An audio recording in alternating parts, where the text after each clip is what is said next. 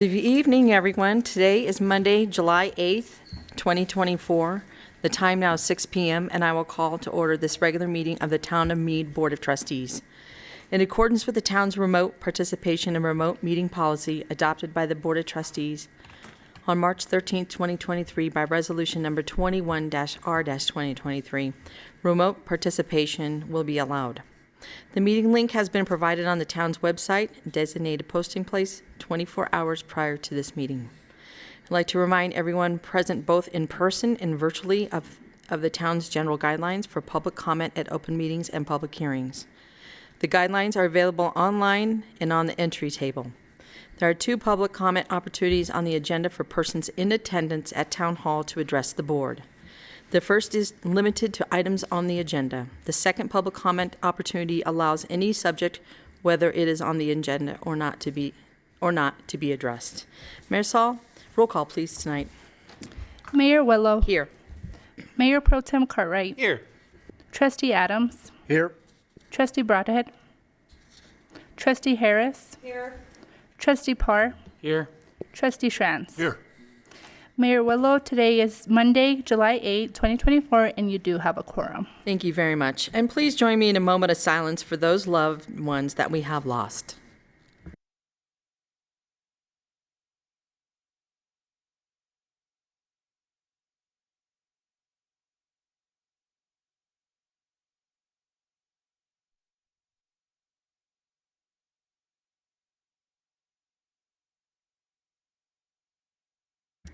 Thank you very much for your time. Please stand and join me in the Pledge of Allegiance.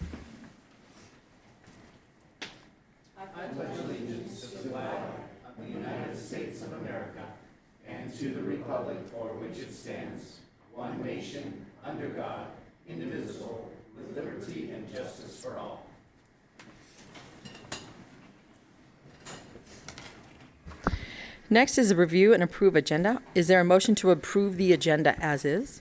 I move to approve the agenda as is. Second. Okay, roll call, please, Marisol. Trustee Parr. Yes. Trustee Adams. Yes. Mayor Pro Tem Cartwright. Yes. Trustee Schranz. Yes. Trustee Harris. Yes.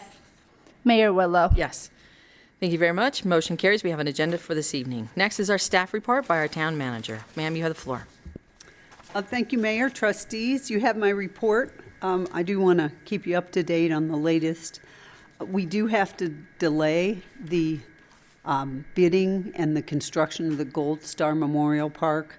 We learned from the manufacturer of the actual monument that we won't be able to get it until several months later than we thought. So we have the project out to bid, but we're going to cancel that and then rebid it this fall, which it may turn out for the best because we think we'll have a better group of bidders by the fall because they'll be planning for a spring project. Would you agree with that, Erica?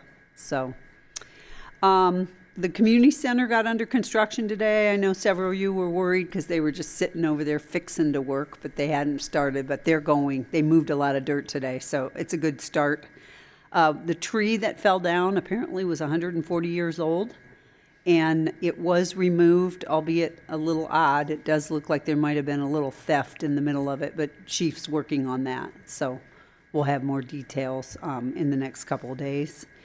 You know that one of our planning commission members, Diana Curry, resigned. And we're sad to see her go. She was on for quite a number of years. We do have in our procedures, though, that we can move one of the alternate positions into the permanent position. And as you will recall, at the last board meeting, you did appoint another alternate. So we'll be coming to you again with another alternate after that. And that's all I have for my updates, other than I'm just going to keep imploring you, if you drive on I-25, please just pay attention. There are so many accidents on there. I know Chief's meeting with them later this week, the CDOT team, and hopefully some different vision can come up with a way that we can have better traffic control. But that's all I got. Questions or comments for Helen tonight? I actually wanted to ask about that particular thing. So I guess this would be actually more of a question for Chief. Like, the amount of increase in accidents, is this going to have I mean, obviously it's having a direct impact on our police department, but is this going to be like something that we need to add staffing for? Like, how big of a deal is this increase in traffic accidents on taxing our department, I guess? So we're monitoring it. Obviously, it is having an impact.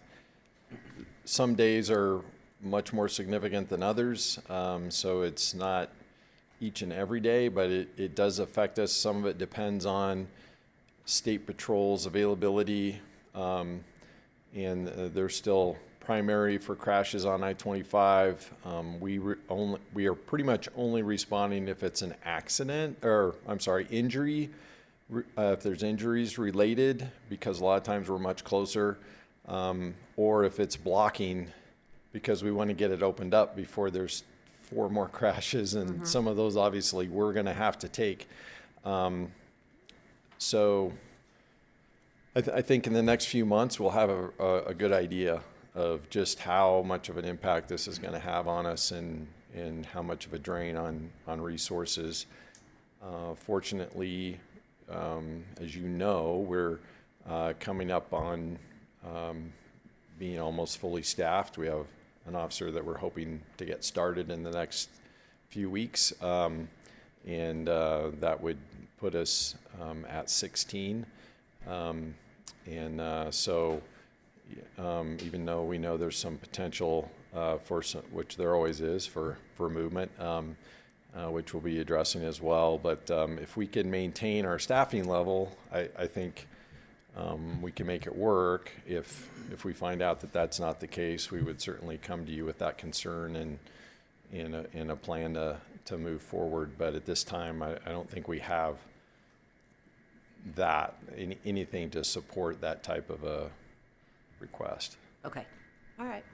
That was all. I was just curious about that impact. David, go ahead. I was just going to add on to that. I don't know if you can answer it or Helen, but the other sections that have been done, did they have similar activity, a heightened level of accidents during their construction phases? Are we kind of in line with that, or are ours turning out to be more? So do you guys have any information on that? How are we looking from that perspective? So I monitored the Section 6, the north of us, fairly closely and attended most of those meetings. There were significantly more crashes during the construction in that phase, and I was told by State Patrol that was kind of the consistent theme in each one. They experienced additional crashes when construction was going on, so we anticipated that. I think some of what we didn't anticipate was the difficulty we would have getting to those crashes and being able to clear them. And this, you kind of think in those construction zones, if there are crashes, they're going to be lower speed. Some of what we're seeing is not lower speed. And so the damage is much more significant, thus the vehicles being immobilized and blocking for a significant period of time. Okay. And are they happening during specific time? Are we seeing that they're happening more like during rush hour times, or is it just kind of been random, or do we have any data on that? We have the times. I don't know that we haven't been into it long enough to sort of pull out exact times a day that are the worst, but I can tell you the ones that cause us the most issue are the ones that occur early afternoon. And then it backs up traffic, and then you roll into rush hour, and it doesn't get cleared up until after rush hour is over. So the entire afternoon is a mess. And those are the ones that have given us the most issues, because then we start having complaints about people jumping off on through the medians, off onto the side roads. And then we did have one that caused, then there was an accident caused at 32 in the frontage road, probably direct result of I-25 being backed up. So, yeah, those are the type of issues that probably concern me the most, is when we start having accidents off of I-25 because of what's going on I-25. But we're working on some detour options and things that we think could help alleviate some of that, also alleviate what we're seeing on 7. And we're looking forward to the time when 3rd and Welker is torn up, and ways of routing traffic around, so that they're not getting down here and just running into that. And it's not an easy problem to solve, but that's what these meetings are for. And like I said, like Helen said, we're actively involved in that, and we're seeking resolutions, hopefully getting ahead of some of this, because otherwise it's going to be a really long 4 years. So we're going to try to do the best we can to alleviate that as much as possible. But this is exactly what they saw in the other segments. So, Okay, thank you, Chief. So the place where I see them bailing off a night, because we drive it, I'm sure you're there, right at the on-ramp to I-25 off of 66, that right there is where they bail off northbound. onto that frontage road. And I've had cars just not even, I mean, they'll just come through and then they just go straight through that stop sign. They don't even stop. They don't even care. Like, maybe barricades along there to stop that? Or would they do that because they would be temporary? Obviously, they're tearing up the road anyways, but right there is terrible. They really bail off there badly. I'm sure you'll talk to them about it, but I see that all the time when it's backed up. Yeah, that's the worst area Tons for of cars. us for now. Most of the going up the frontage road and then jumping through the median back onto the interstate has been solved with Jersey barriers, like north of 38. So that's actually helped, but I don't know that they'll be open to adding Jersey barriers all the way up that on-ramp to take up that issue. But I know State Patrol has made that exact request as well. So we'll find out a little more on Thursday at our meeting. Isn't that part of the problem for you guys, is that without shoulders, you have a hard time getting to the accident? Correct. And And, putting more barricades is going to shut you off even more. So we've been accessing crashes just from the frontage road and walking over Yeah. to northbound. Southbound as a whole is the worst issue because there is no frontage road. There's no other way to access once that's completely clogged. And so we're working with them to try to figure out a way to create a cut through from northbound to southbound somewhere around County Road 38. Thanks, Chief. Anything else for Helen? All right, thanks, Chief. Thank you, Helen. All right, we'll move on to our informational item for this evening. It's the 2023 audit financial statement, and I would like to introduce Lorraine Trotter of Professional Management Solutions. And ma'am, you have the floor. Thank you very much for being here. You're welcome. Thank you, Mayor and trustees. It's nice to see you all as usual. We have here tonight a new auditor for the town this year, Dimitri Cherniak from DMC Auditing and Consulting. And he's going to talk first about the audit and how it went, and then I'll be talking a little bit about the financial statements themselves. Mayor and trustees, good evening. My name is Dimitri Cherniak. I'm the partner owner of DMC Auditing and Consulting. You have hired us this year to perform the fiscal year 2023 audit services for the town. So what I will do is kind of go over our procedures first, and then we'll talk about the outcomes. I'll try to avoid audit speak as much as possible, but I'll kind of read off it and try to explain as much as I can in layman's terms. Basically, you hired. Our objectives are to obtain reasonable assurance about your financial statements as of December 31st, 2023, as a whole, and that they're free from material misstatement. The key word there is material. So we don't look at everything. We audit. Make sure your financials are reported accurately and in accordance with governmental accounting standards. And so we look at everything above a certain thresholds. We look at your internal controls as well. So we look at we don't look at everything. And, the auditing standards only require us to look at anything that what we consider material. We exercise professional judgment, maintain professional skepticism throughout the audit, which means we're obviously an independent audit firm. We look at everything. If we see any issues, we're not hired to look for fraud, but if we identify fraud or any non-compliance, we notify management about it as well as the board. We identify and assess the risk of material misstatement of the financial statements, whether due to fraud or error, and design and perform audit procedures responsive to those risks. What that means is when we look at the financials brought to us by management, by Lorraine, we evaluate where we see a risk area, where we think there's a high potential for misstatement, and so then we focus our efforts on that particular misstatement and try to kind of add a little bit more procedures to that area in order to identify if there's anything misstated. And then we evaluate, we obtain an understanding of internal controls. So not only do we look at numbers, we look at your processes overall and try to evaluate, because if your internal controls are not operating effectively over your financial processes, you're likely to have errors. Even though we may have not found any, there's likelihood that an organization that doesn't have proper internal controls could have errors or fraud or things like that. We have evaluated that. We found no issues with the internal controls at the town.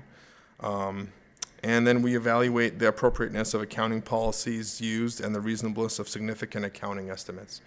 The town has financial statements have several estimates that that are put on there that are not actual dollars per se, like the pension liability or pension asset that you have every year with FPPA, for example, or your accrued salaries or things like that are just estimates. They're not exact, but we did look at those and we evaluated the estimate and make sure they're free from material misstatement.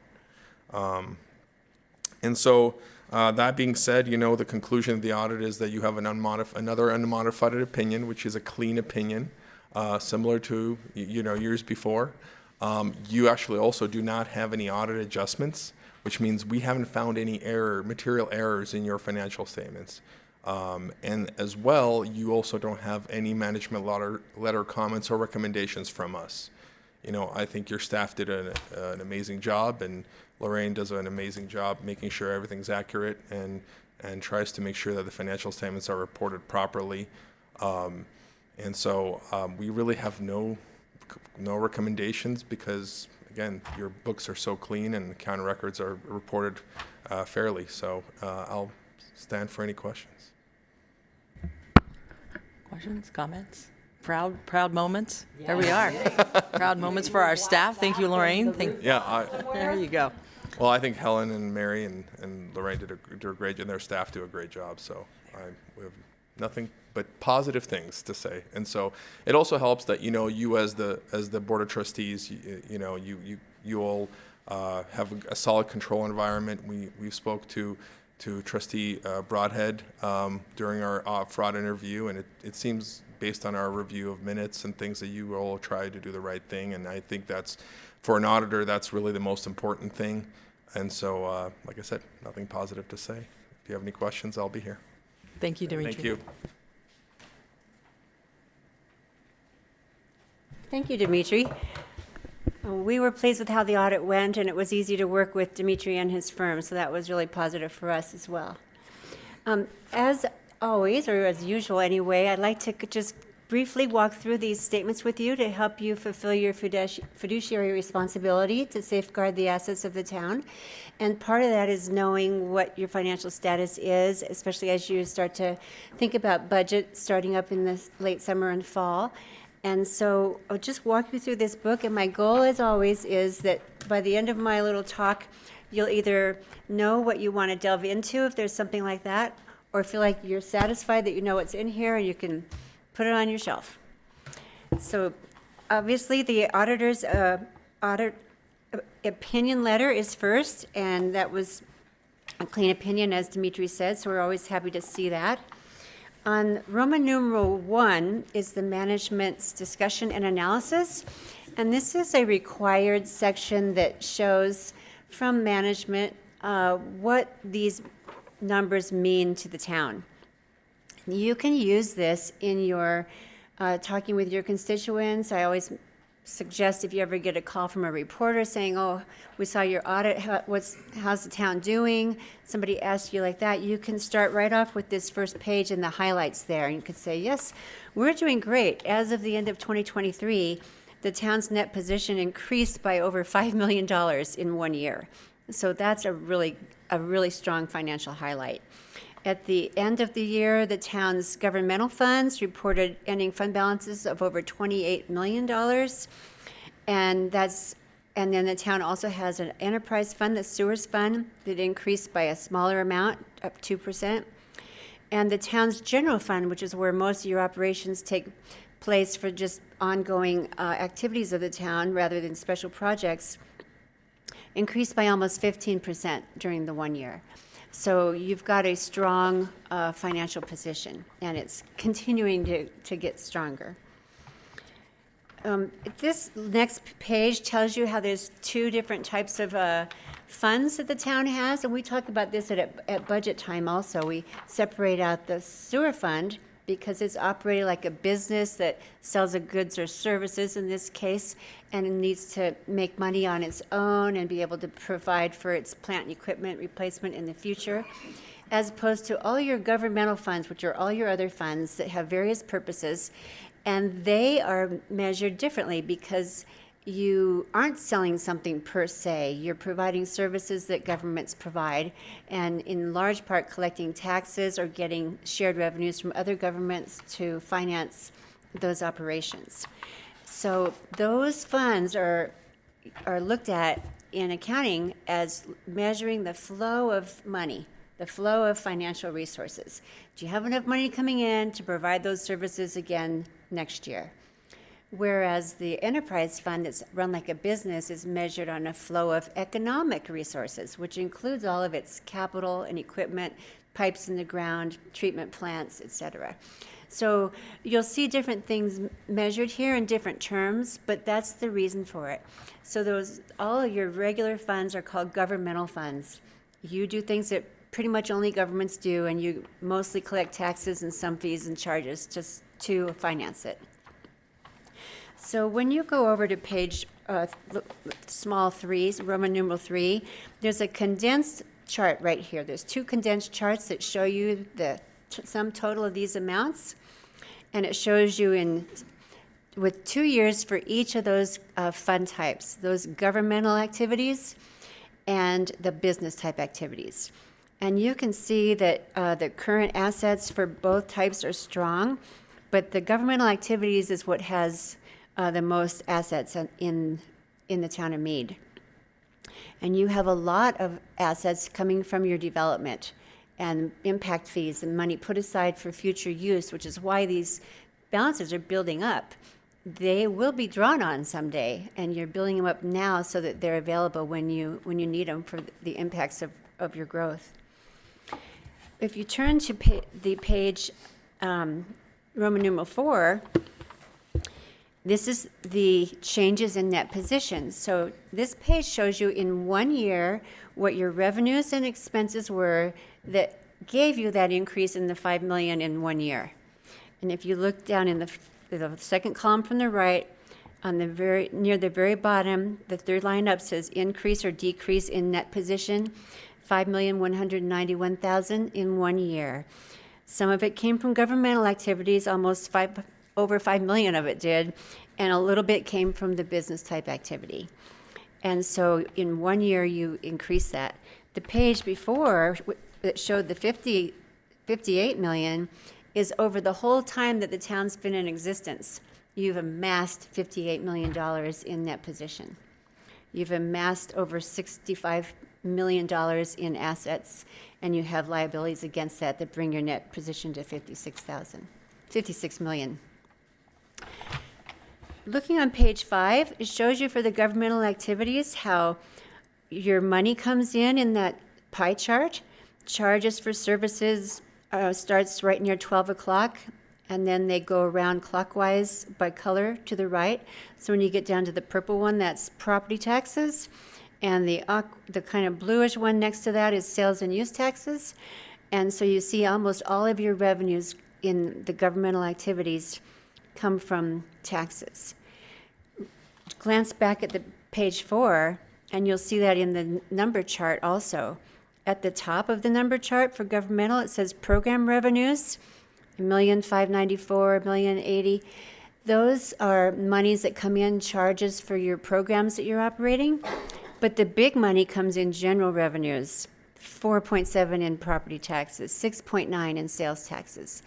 And so you get almost all of those governmental activity columns from your general revenues. If you go to the middle section on that page, business type activities, you see they have almost no general revenues. That's mostly just investment income.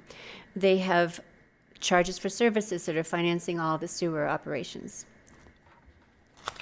Down in the bottom of page 5 of the bar chart, you'll see that the blue expenses are higher than the red revenues for every function except community development. And that's something to be very proud of because that is your goal. You have long ago adopted a policy to have growth pay for itself. And right there on that pie chart, on the bar chart down here, it shows you that community development is paying for itself. It's exceeding the expenses in this year, whereas every other section, there's not enough revenues that pay for it from the users that you have to use the tax revenue. We'll just skip through to the rest of this because it's similar information than what I just went over, but in a little more detail on page 6 about the sewer fund, and on page 7 about the general fund, those charts. There's other governmental funds besides the general fund, so that's why the first chart had a little different numbers, but the general fund is the biggest part of the governmental funds. Then moving forward in the financial statements, you get to page 4, which is the Town of Mead's Statement of Net Position. And this is what I just went over in condensed fashion in the management's discussion and analysis. And so is page 5. So we'll move to page 6, which is the assets for governmental funds. And here, these statements are going to be a little different from what we just looked at, because here we're just looking at this flow of financial resources, just the money. We're not going to see the capital assets and any loans or leases here. And this is what you use when you budget. You're on the flow of money to determine, do you have enough money? Do you need to raise rates, et cetera? And you're good about looking at that every year and raising your various charges for services every year. So page 6 shows by fund the various assets and liabilities. And again, you're quite top-heavy in assets, so you have nice balances for most of these funds. It continues over to page 7, and they all have good bottom lines. There's a column there on page 7 that says non-major governmental funds, and these are funds that have less than 10% of the action, and so they're shown in the back. They don't get their own column up front, and they're combined in this column here. If you go to page 9, this is what you're used to looking at in budget. This is the revenues and expenditures. It's not the assets and liabilities that have been amassed over time. It's what happened this year with money in and out. And so it shows you for each of your funds, splayed out very nicely, all the revenues that came in by category, all the expenditures that went out by category, and any transfers between funds, and then what your beginning fund balance was and your ending fund balance. So on page 9, you know I always like to focus on that fund balance for the general fund and how big should it be. You've got a beginning fund balance of 6.5 million and it ended at 7.5 million. And we like to look and see if you have enough money in your fund balance to do without your revenues if something catastrophic were to happen for some period of time. So you do have enough there to equate almost a whole year of revenues. it says 7.5 at the bottom and the revenues are 9.4. But look near the bottom when the transfer's out, you took a lot of your money and gave it to other funds that didn't have so much. So you could have kept that in the general fund if you'd needed it. So you have a tradition of passing that amount along to the capital improvement fund, and you also sent some to some other funds there. So you're in good shape there. The other funds, like municipal facilities, transportation, street improvement, those monies, you want to bring them in and spend them on their desired use.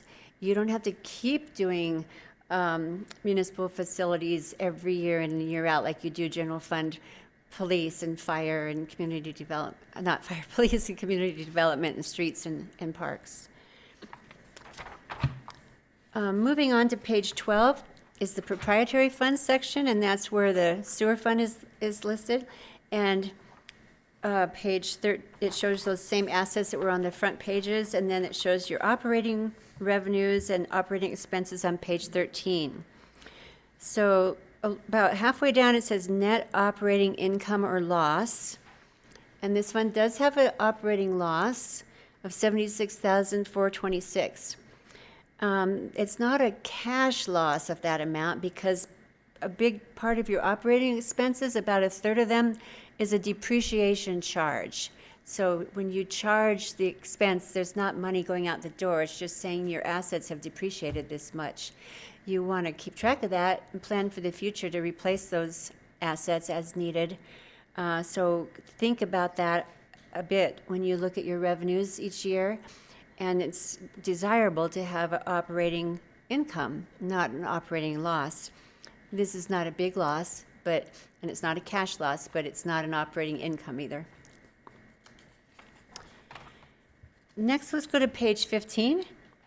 And here's the notes to the financial statements. And if you want more information about a lot of the things I've mentioned tonight, Note 1 tells you all these significant accounting policies. It defines each fund.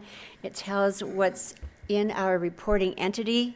And like the fourth paragraph on page 15 is new. It talks about the general improvement district that was added to your reporting entity. Next year, you'll also have the Downtown Development Authority.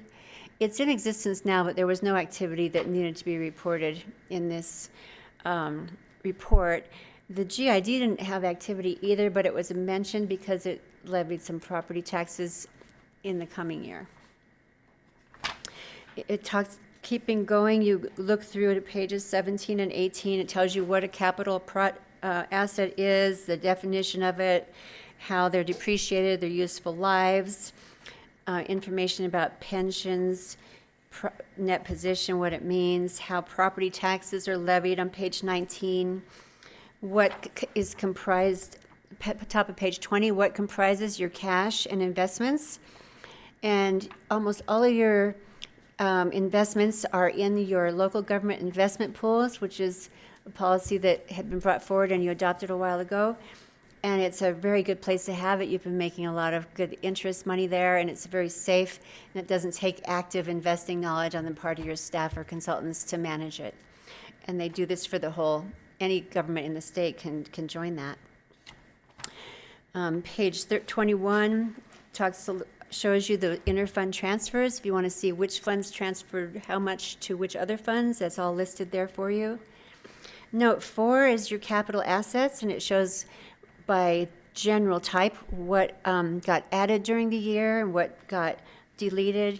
Deletions are usually going from finishing construction and process and going on to the books as equipment, or there's a few pieces of equipment that were sold during the year.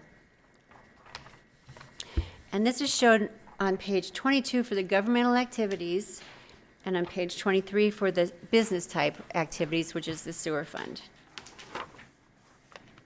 Your long-term debt is on page 23, and you do notice on the fourth line down is your largest amount of debt, and that is because of your policy of leasing vehicles rather than buying them outright.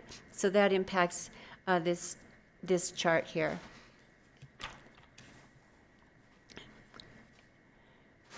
Let's go, page 24 shows quite a bit of detail about any of these debt instruments that you have.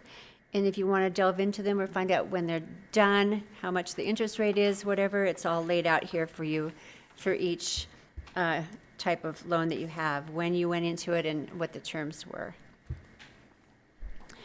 Note 7 talks about your retirement plans, and there's a lot of information that's required because you are part of the Colorado's FPPA, the Fire and Police Pension Association. All of your sworn police officers are in that plan, and it's a multiple department plan. It's statewide, and so you share some of the risks and benefits of being in this plan, and all of this information is required disclosure about your exact amount of share of that risk, which is less than 0.2 of 1% of the risk is yours. Moving on to bottom of page 30, there you have a couple other retirement plans for your staff that aren't sworn, mostly the deferred compensation plan for your general employees. And then you have other employment benefits that people could get, death and disability, et cetera. And that's about it, except for some other required disclosures about things that happened with property taxes this year and the Tabor Amendment. So that's the bulk of your financial statements. We finished where most of the information is. The back part of the book gives supplementary information. It compares the budget to actual.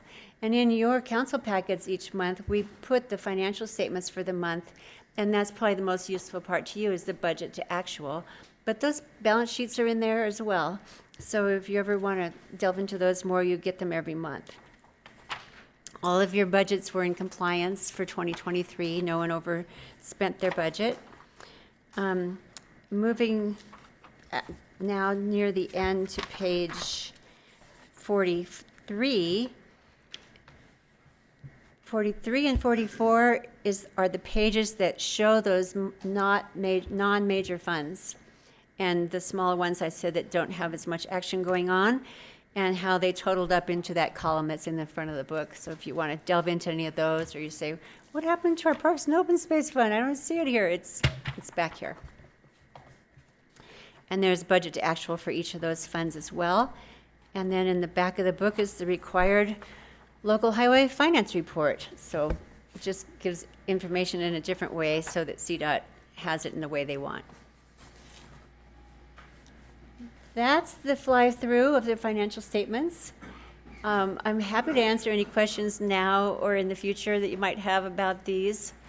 And I really appreciate your attention because I know it's not always the most thrilling part of someone's day to go through financial statements. So thank you very much. Thank you, Lorraine. Does anybody have any questions or comments?